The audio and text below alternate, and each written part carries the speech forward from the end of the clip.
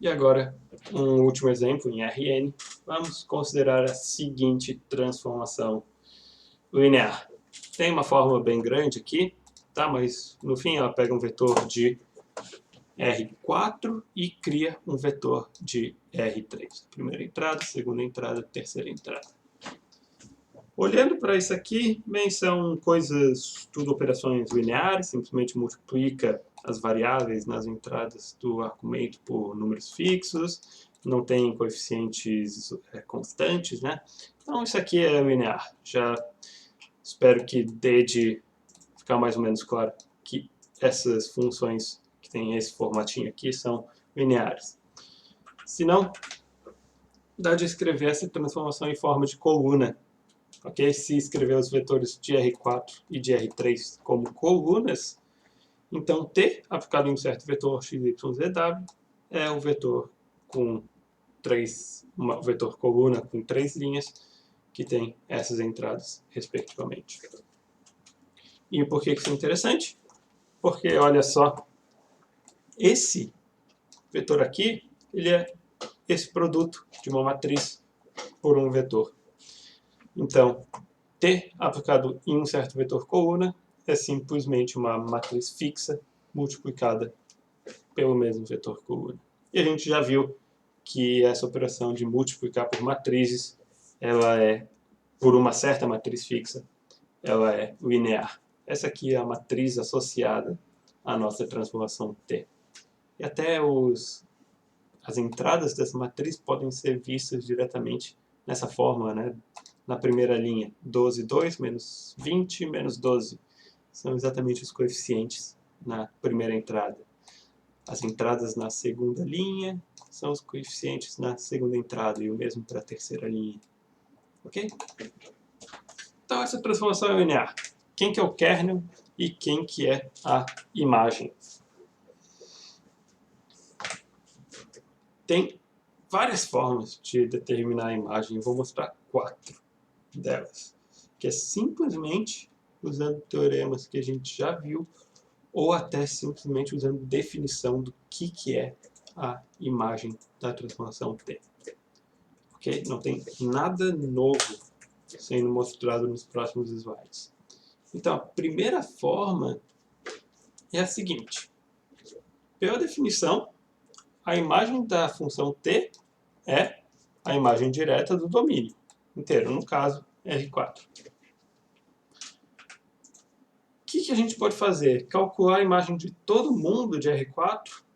Não dá. Tem infinitos pontos em R4, não vai dar de calcular a imagem de cada um deles. Vamos calcular a imagem de pontos em uma base. Pega até a base canônica do domínio de R4, E4. Então, esses aqui são os vetores da base canônica. E, como é uma base, então essa base gera o nosso espaço. Agora, por um teorema em um slide anterior, a gente sabe que transformações lineares preservam espaços gerados. Ou seja, vale aqui essa igualdade. A imagem de T, por definição, é a imagem direta do domínio. O domínio ele é o espaço gerado por essa base aqui, só que a imagem do espaço gerado é o espaço gerado pela imagem. E olha só, a gente achou um conjunto gerador para o espaço que a gente está tentando calcular. E é um conjunto gerador finito. Quando a gente sabe um conjunto gerador, a gente sabe encontrar uma base.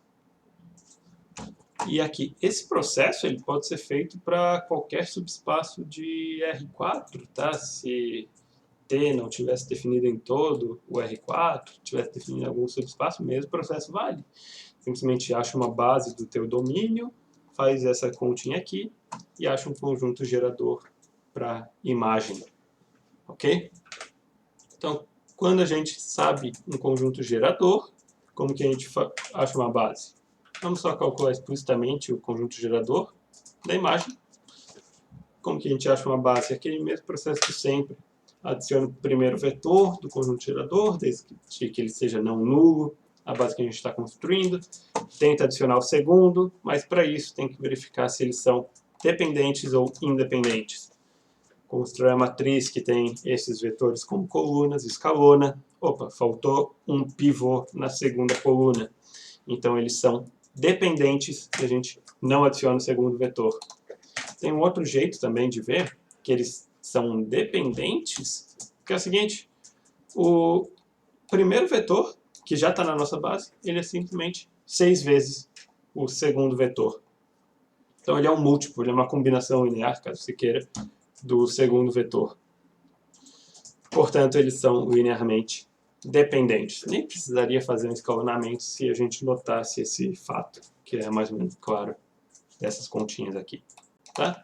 E dá de fazer o mesmo com os outros vetores do nosso conjunto gerador. O T, a imagem do E3, que a gente agora tentaria adicionar à nossa base, é menos 5/3 T de E1. Ou também ele é o quê? Menos 10 vezes T de E2, daí dá de usar essa formulinha aqui, que já verificamos, para concluir isso. Tá? De novo, o T de E3 ele é um múltiplo do T de E1, eles não são independentes e a gente não adiciona esse aqui à nossa base. Faz a mesma coisa com o quarto. Olha só, ele é só simplesmente o oposto do primeiro. Eles não são independentes, eles são dependentes e a gente não adiciona ele à nossa base. Então a gente adicionou o primeiro, não adicionou o segundo, nem o terceiro, nem o quarto. No fim a gente ficou só com o primeiro vetor na nossa base. Ok? Então achamos uma base da imagem usando o processo que a gente já viu há algum tempo, que a gente vem fazendo repetidamente. O segundo jeito é o seguinte: vou só reescrevendo aqui os vetores do nosso conjunto gerador. Tá? Esse aqui é um conjunto gerador para a imagem. Ou seja, quando a gente tem uma família de vetores, a gente pode ver o espaço gerado por eles como o espaço coluna da matriz que tem esses vetores como colunas, certo? Por definição, qual que é o espaço da coluna dessa matriz, que é a matriz associada à transformação T? É o espaço gerado por esses vetores, que, como a gente já viu, é a imagem. E a gente já tem um processo para achar a base para espaço coluna. Qual que é ele? Escalona coluna e, pelo teorema da aula 8.7, ele diz que as colunas que correspondem às colunas que contêm os pivôs na forma escalonada formam uma base para o espaço coluna. Quem são as colunas que têm os pivôs na forma escalonada?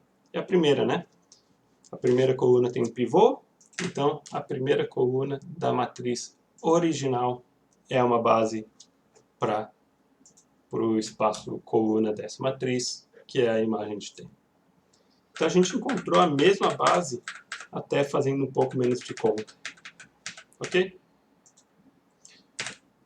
Terceiro jeito, só reescrevendo aqui os vetores geradores, dá de ver esses vetores não como colunas, poderia ver eles como linhas também, e conclui que a imagem de T é o espaço linha dessa matriz, a transposta à matriz associada à transformação T. Né? O espaço linha dessa matriz é o espaço gerado por essas linhas aqui, que são exatamente os vetores geradores da imagem. E, de novo, a gente tem um processo para encontrar uma base para o espaço linha. Qual que é ele? Escalona a matriz. E o teorema da aula 8.4 ele diz: as linhas não nulas da forma escalonada formam uma base para o espaço linha, que no caso é a imagem de T. Então, quem são a única linha não nula da forma escalonada? É isso aqui. E a gente encontrou uma base para a imagem de T. Agora é uma base diferente. Esse vetor aqui ele é um múltiplo do T de E1, mas, de novo, simplesmente aplicando o teorema. E aqui é um pouco mais fácil, não tem que escalonar tantas matrizes, né? E agora, a quarta forma, se a gente não se lembra de nenhum desses teoremas e a gente quer determinar a imagem da transformação T, como que isso poderia ser feito? Usa a definição de imagem. A imagem da transformação T consiste dos vetores que são imagens de alguém do domínio. Em outras palavras, os vetores da imagem são os vetores de R3, do contradomínio, para os quais existe um vetor x, y, zw de R4, para o qual isso aqui é válido. Ou seja, são os vetores A, B e C, para os quais essa equação nas variáveis x, y, z e w tem solução. O que é essa equação? É a mesma coisa que essa equação aqui, certo? Qual que é esse vetor? Ele é esse vetor, ou seja, a equação que iguala isso aqui com isso tem solução nas variáveis x, y, z e w. As entradas, primeira entrada, que é essa aqui, do lado esquerdo tem que ser igual à primeira entrada do lado direito. A segunda entrada do lado esquerdo tem que ser igual à segunda entrada do lado direito e o mesmo para a terceira. Tá? Então, vale essa equivalência aqui, onde a gente procura soluções nas variáveis x, y, z e w. E o que a gente sabe? Para ver se um sistema, que no caso aqui ele pode ser heterogêneo, né? Ele tem solução, a gente tem que escalonar a matriz aumentada dos coeficientes, que é essa aqui, a matriz aumentada dos coeficientes. A linha denota onde a igualdade fica, e ao escalonar essa matriz se obtém essa aqui. Ok? Ela não está necessariamente em forma escalonada, porque esses dois valores aqui poderiam ser não nulos. Mas, no fim, a gente sabe o seguinte teorema da geometria analítica. Que o sistema linear heterogêneo tem solução, C somente C, a forma escalonada da matriz aumentada não possui nenhum pivô na última coluna. Em outras palavras, não existe nenhuma linha que seja 0, 0, 0, 0, 0, daí o sinal de igualdade, essa linha vertical denota o sinal de igualdade, 0, 0, 0, 0, 0, e depois, na última entrada, algo diferente de zero. Isso não pode ocorrer. Para essa equação ter solução, o sistema associado a essa matriz tem que ter solução, ou seja, isso aqui não pode ser zero e nem isso aqui pode ser zero. Isso aqui, agora isso, seguiu do fato que a gente já conhece da geometria analítica. Não está usando nada de álgebra linear no fundo. Tá? Então vale essa igualdade. Por esse teorema, esses dois valores têm que ser zeros. Isso é necessário e suficiente para isso aqui ocorrer. Ou seja, a gente conseguiu descrever a imagem de T como um espaço-solução de um sistema linear homogêneo, onde agora as variáveis são as entradas dos vetores na imagem. E esse espaço, esse sistema linear é fácil de resolver, ele já está praticamente resolvido. Né? Eu vou deixar a variável A como livre e as variáveis B e C como dependentes. Então, um vetor ABC está na imagem de T, C somente C, ele é dessa forma para algum número A. Certo? Essa aqui é a solução geral em forma paramétrica desse sistema linear homogêneo. Quando a gente tem a solução geral na forma paramétrica, a gente tem uma base para o espaço solução, que é simplesmente dada pelos vetores multiplicando as variáveis livres. No caso, só uma variável livre é só um vetor que vai aparecer na nossa base. Que é a mesma base que a gente conseguiu em algum outro modo. Ok? De todo jeito, a gente achou, teve vários modos de encontrar base para o espaço imagem, e em qualquer caso a base só tem um elemento, e a gente mostrou essencialmente de 4 jeitos que a dimensão da imagem de T é 1. E quanto ao kernel? Quem que é o kernel? É o conjunto de soluções para a seguinte equação. T de x, y, z, w é igual a 0, 0, 0. Né? São os pontos de R4 que são levados no vetor nulo de R3. Isso aqui é realmente só o espaço-solução do sistema linear homogêneo, cuja matriz de coeficientes é a mesma que a matriz associada à transformação T. Se notar 12, 2, menos 20, menos 12, é exatamente essa matriz aqui, né?